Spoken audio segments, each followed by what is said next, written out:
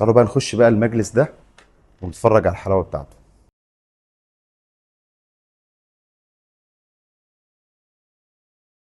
المجلس هنا كان مقابلنا صعوبة شديدة جدا. ليه؟ عندي الارتفاع صغير جدا، وانتوا عارفين حضراتكم الكلاسيك محتاج الارتفاعات العالية.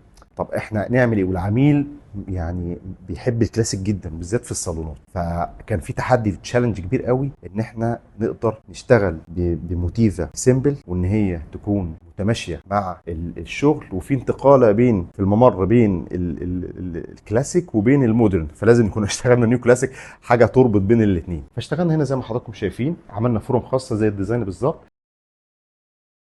بانوهات على الحيطه نفس الديزاين اللي احنا كنا عاملينه GRG. بعد حضراتكم شايفين الرسومات اللي موجوده مع الستاير.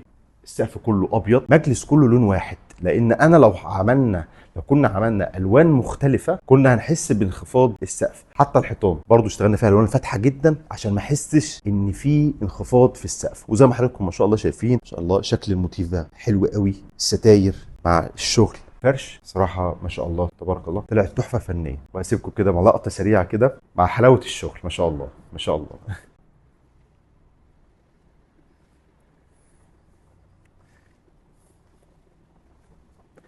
واستنونا في فراغ جديد مع شركة اب انتيريرز. تأكد ان كل فراغ في بيتك واخد لمسة بتاعتك انت لوحدك.